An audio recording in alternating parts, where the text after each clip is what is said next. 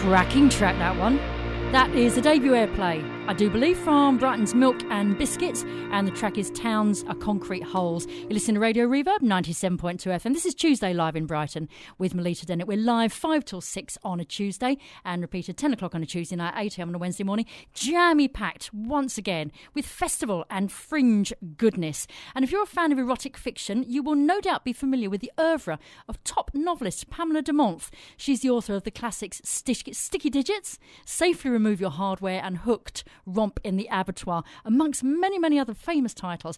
Pamela has come to the Brighton Fringe to share her journey to success, and I'm very pleased to say she honours us with her presence now. Pamela, thank you so much for joining us on Radio Reverb. It is indeed a great honour to have such a fantastic, famous novelist here. Well, it's a pleasure to be here, Melita. Thank you for inviting me on. Pamela, I have to ask you, really, how did you start your massively, wildly successful career? Sure. Well, it's a funny story, Melita. I actually used to work for a nuclear power organisation many years ago, and I worked there as an administrator. And unfortunately, fortunately, I got made redundant a year ago. Now, I thought, no, this is an opportunity. So I went away, I researched on the internet about what I could possibly do. And then I decided, after about 4 hours, I was going to become an erotica novelist. And I'd always had an inkling that that was something I'd like to do, even when I was a teenager. I wasn't writing erotic novels, but maybe things like poems, ditties, limericks, that kind of thing, etc. A good grounding. Absolutely. And I thought, yeah, this is what I'm going to do. I'm going to make a real impact in this career. So you took your money from your redundancy, and you took it from there, and that set you on this path to a glittering career as a novelist. Yeah, absolutely. I invested my entire redundancy package into a writer's retreat, which was 2 weeks in Spain, and I came back, and I've just been writing non-stop ever since. I've written 28 books in the last year. Very, very prolific. I understand you have a little bit of a guru who you met on the writing course. Yes, he's incredible. His name's Raul Fernandez, and he's just an amazing tutor. Fortunately, he's actually come to live with my husband and I, Keith. So he's very hands-on? Very hands-on, absolutely. That one-to-one level of contact that we have is just incredible. Now, you choose very unusual settings, such as nuclear power stations, or abattoirs. I mean, most erotic novels deal with kind of day-to-day situations, like meeting a millionaire or having sexual encounters in hospitals, like we all do. Why do you choose such unusual places? Well, I think erotic situations can arise from any setting, and I think it's quite interesting to say, why can't an abattoir be sexy? So I'm always looking for inspiration in various different places. I mean, for example, I've got one book, Filling Me Softly at the Esso Garage, was actually based on an experience that my mother had at Sandbach Services many years ago. And I thought, why not? That is a sexy place to set a book. True it is, yes. I have to say, I think Poundland is a rather special place. Absolutely, I'll be looking into that.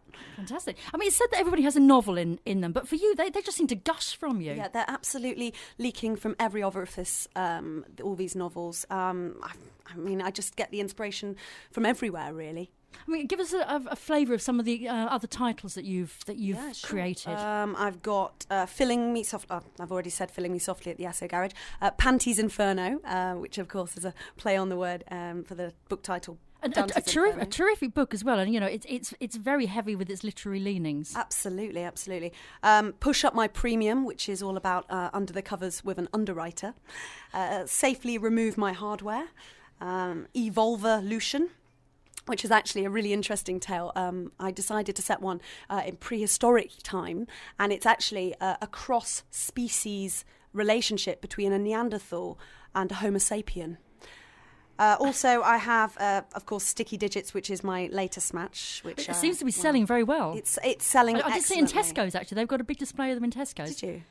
I didn't realise it was in Tesco. That's very exciting, Melita. I didn't realise it was there. But yeah, it's selling really well. We're retailing it for $39.99 for each copy, just to cover our costs. But it's, everyone who's read it, both of them have said it's brilliant. So. I guess they got a few points on their club card as well there, didn't they? I'm sure they did. So I think we ought to find out really what tips you'd give to an aspiring writer. Well, another great question. Really, I think for me it's all about girth with book. It's all about making it thicker. And that's because we all know that a thicker book equals a clever writer at the end of the day. And you also want to feel you've got value for money, don't you? Because, when you buy a book, really, you want to feel the weight of it, rather than a slender volume. Certainly. So I have some quick tips of how you can actually create a thicker book. First one is, don't be afraid to use copy and paste. I think it's important to include as much detail as possible in your book. And fantastically, there's some amazing resources on the internet, such as Wikipedia. So all you have to do is copy and paste reams and reams of text and just insert them into your book. I think my very thickest book, Castration in the Library, that's about 80% Wikipedia. Did you get that from Dan Brown? I gather that's one of his tips. No, I'm not familiar with Dan Brown, actually. Oh, okay. No, okay, no. We'll move on from him then. Yeah. And also, I have a little bit of a rule of thumb. I like to use 3 adjectives for every single thing I describe in my book, because it really helps create the clearest picture, and it does push up that word count as well. We're talking to Pamela DeMenthe. We're going to get some more writing tips from her after Valvola. That's Valvola on Radio Reverb, 97.2 FM, Tuesday live in Brighton. Really pleased to say that famous erotic author Pamela DeMenthe stays with us here on Radio Reverb, and she's going to do us a bit of a reading in just a while. But a couple more questions to ask you, really, Pamela. I mean, we live in the 21st century, so I was wondering, hard copy versus digital. I get the feeling you're a girl who likes to grasp something firm in both hands. I do. Certainly, it's hard copy every time for me. Is it? Yeah, absolutely. I can't be doing with all these Kindles and whatnot. Yeah, absolutely. There's nothing better than feeling a solid book in your hand. And also, if you drop a book in the bath, well, you can just kind of you can just dry it off, can't you? Absolutely. You can't do that with your Kindle. You can't. No, you could break it, for example. Break it, absolutely, yeah. Every successful woman has a man lurking behind them. And your husband must be very patient. When you've got your head down, you're going hammer and tongs, and you're whacking off the word count. He must be very, very patient with you. Yeah, he is. Actually, Keith's been incredibly supportive. And actually, it was Keith who encouraged Raoul, my writing tutor, to come and live with us. Really? Yeah, which was incredible. And actually, Keith and Raoul have formed an incredible bond over the last year. They're really very close. Unfortunately, they're not here at the moment. They're actually exploring the sights of Brighton. I think they've been visiting some gardens yesterday, the Bushes. Oh, yes. And they've been, out and about. They went clubbing last night to, I think the club was called Revenge. Oh, I'm sure they're having a great time. Yeah, they are. Boys will be boys, as they say. Absolutely, yes. Pamela, I can't have you here and not ask you, please, to do a reading from one of your books. I'd be happy to, Melita. Thank you. Okay.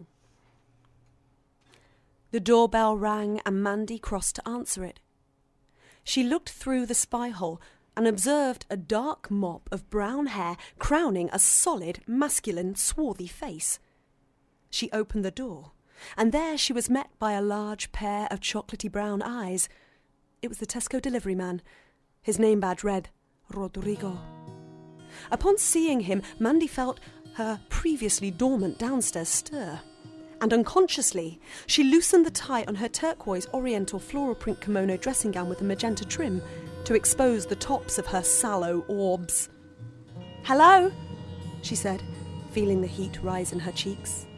"Hola," he replied, and he licked his lips and he smiled at her, revealing his large, Stonehenge-like teeth, except they were yellow-white, not grey. The tension was palpable. She looked down. She saw his manhood stir in his Teflon blue work trousers like a cobra dancing to a snake charmer. She felt a surge of electricity effervesce through her front bottom. Very, very classy bit of writing there. Very classy, Pamela DeMenthe. Thank you very much. And you are actually here in Brighton for the next few evenings to promote your work. Absolutely, yeah. I'm holding, I guess it's a masterclass really in how to be an erotic author. And I will do a reading of said book, Sticky Digits.